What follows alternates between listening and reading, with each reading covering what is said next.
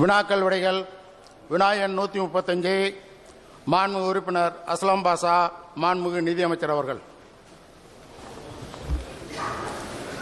மாண்புமிகு பேரவைத் தலைவர் அவர்களே, விடை ஆ மற்றும் ஆ.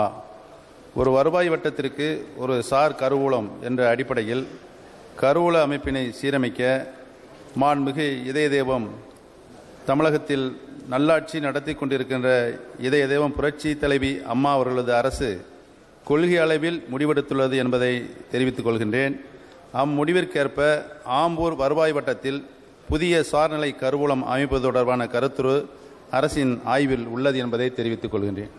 மாண்புமிகு அஸ்லாம் பாஷா. மாண்புமிகு பேரவைத் தலைவர் அவர்களே,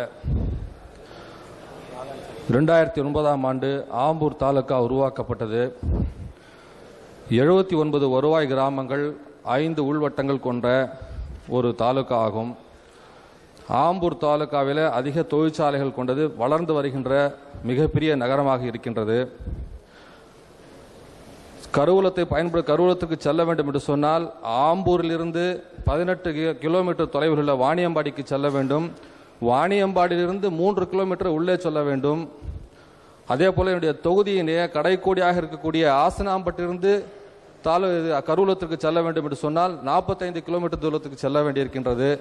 ஆகவே மாண்புமிகு அமைச்சர் அவர்கள் இந்த கருவூலம் அமைப்பதற்காக இந்த பொதுமக்களின் நலன் கருதி இந்த நல்ல ஆட்சியிலேயே வெகு விரைவில் அமைத்து தருமாறு தாங்கள் வாயிலாக கேட்டுக்கொள்கின்றேன். மாண்புமிகு அமைச்சர். மாண்புமிகு பேரவைத் தலைவர்களே, மாண்புமிகு உறுப்பினருடைய கோரிக்கையினுடைய முக்கியத்துவத்தினை மாண்புமிகு அம்மாவுடைய அரசு உணர்ந்திருக்கிறது. ஆம்பூரில் சார்நிலை கருவூலம் குடியாத்தம் மற்றும் வாணியம்பாடி சார்நிலை கருவூலங்களிலிருந்து பணிகள் பிரிக்கப்பட்டு அதற்குரிய பூர்வாங்க பணிகள் ஆய்வில் இருக்கிறது என்பதனையும் தெரிவித்துக் கொண்டு மாண்புமிகு அம்மாவுடைய அரசு அதை சீக்கிரம் எடுத்து சார்நிலை கருவூலம் ஆம்பூரில் அமைப்பதற்குரிய நடவடிக்கை எடுக்கப்படும் என்பதை தெரிவித்துக் கொள்கின்றேன். மாண்புமிகு அஸ்லாம் பாஷா. விரைவில் நடவடிக்கை எடுக்கப்படும் என்ற பதிலுக்காக மாண்புமிகு அமைச்சர் அவர்களுக்கு, மாண்புமிகு முதலமைச்சர் அவர்களுக்கும் மனிதநேய மக்கள் கட்சியின் சார்பாக மனமார்ந்த நன்றியை தெரிவித்துக் கொள்கின்றேன்.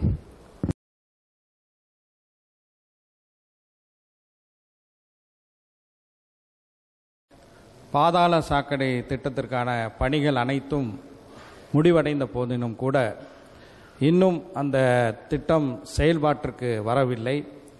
ஆங்காங்கே சில சிக்கல்கள் இருக்கின்றது. எனவே அந்த சிக்கல்களை எல்லாம் தீர்த்து விரைவில் ராமநாதபுரத்தில் சென்ற அதிமுக ஆட்சியில் திட்டமிடப்பட்ட அந்த திட்டம் விரைவில், ஏற்கனவே இந்த கேள்வி எழுப்பும்போது சீக்கிரமாக அது முடிக்கப்படும் என்று அமைச்சர் அவர்கள் சொல்லியிருக்கிறார்கள்.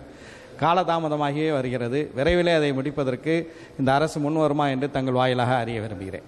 மாண்புமிகு அமைச்சர். மாண்புமிகு பேரவைத் தலைவர்களே, எந்த ஆட்சியில் உருவாக்கப்பட்டது என்பது முக்கியமல்ல.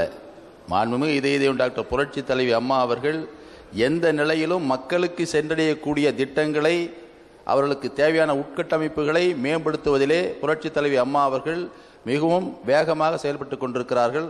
அதன் அடிப்படையிலே மாண்புமிகு உறுப்பினர் அவர்கள் ஏற்கனவே கேள்வி கேட்டபொழுது அதற்குரிய நடவடிக்கை எடுப்பதற்காக உத்தரவு பிறப்பிக்கப்பட்டிருக்கிறது. பொதுவாக மற்ற பணிகளிலிருந்து இந்த பாதாள சாக்கடை திட்டம் பணி வேறுபடுகிறது. அதனால்தான் காலதாமதம் ஆவதற்குரிய காரணம். மற்ற பணிகளில் இயந்திரங்களை வைத்து முழுமையாக அந்த பணியை நிறைவேற்றிவிட முடிகிறது. ஆனால் பாதாள சாக்கடை திட்டத்தை பொறுத்தவரையில் குறுகலான வீட்டுகள் மத்தியிலே இந்த பணிகள் நடைபெற்றுக் கொண்டிருக்கின்ற காரணத்தினால் பெரிய இயந்திரங்கள் அதில் உள்ளே புகுத்த முடிவதில்லை. மனிதர்கள் பணி செய்யக்கூடிய ஒரு சூழ்நிலை வருகின்ற காரணத்தினால்தான் இதற்கு காலதாமதம் ஏற்படுகிறது. அதை விரைவுபடுத்தி மாண்புமிகு உறுப்பினருடைய கோரிக்கை விரைவாக நடவடிக்கை எடுத்து மக்களுக்கு பயன்பெறத்தக்க வகையிலே முடிக்கப்படும் என்பதை மாண்புமிகு பேரவைத் தலைவர் வாயிலாக மாண்புமிகு உறுப்பினர்களுக்கு தெரிவித்துக் கொள்கிறேன்.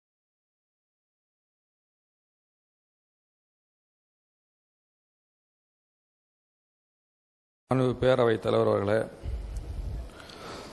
தமிழக மக்களின் வீட்டு வசதி தேவைகளை பூர்த்தி செய்கின்ற விதமாக இன்றைக்கு நம்முடைய மாண்புமிகு தமிழக முதலமைச்சர் அவர்கள் மதுரை மாவட்டத்தில் விமான நிலையம் அருகில் ஒருங்கிணைந்த துணைக்கோள் நகரம் 19,500 குடியிருப்புகள் அனைத்து பிரிவினருக்காக வேண்டியும் இன்றைக்கு அறிவித்திருக்கின்றார்கள். அது மட்டுமல்ல, அந்த பகுதியிலே அவர்களுக்கு தேவையான அத்துணை அடிப்படை வசதிகளுக்காக வேண்டியும் கூடுதலாக ரூபாய் 120 கோடி ரூபாய் ஒதுக்கீடு செய்வதற்காக மனிதநேய மக்கள் கட்சியின் சார்பாக மனமார்ந்து வரவேற்கின்றோம். அதே போல மதுரைக்கு மட்டுமா என்று சிந்தித்துக் கொண்டிருந்த நேரத்தில் புதிய தொழில்நுட்பத்தை பயன்படுத்தி 9 மாவட்டங்களில் 4550 யூனிட்டுகள் கட்டப்படும் என்பதையும் மனிதநேய மக்கள் கட்சியின் சார்பாக மாண்புமிகு தமிழக முதலமைச்சர்களுக்கு மனமார்ந்த நன்றியை தெரிவித்துக் கொள்கின்றோம். அதே போல நீரின்றி அமையாதி உலகம் என்பதைப் போல நீர்வள ஆதாரத்துறைக்கு மேலும் பல கோடி ரூபாய்களை ஒதுக்கீடு செய்து விவசாய பெருங்குடி மக்கள் பயன்பெறுகின்ற வகையில் இன்றைக்கு ஒரு சிறப்பான திட்டத்தை அறிவித்திருக்கின்ற நம்முடைய மாண்புமிகு தமிழக முதலமைச்சர் அவர்களுக்கு மனிதநேய மக்கள் கட்சியின் சார்பாக மீண்டும் ஒருமுறை மனதார நன்றியினை தெரிவித்துக் கொள்ள அமைகின்றேன்.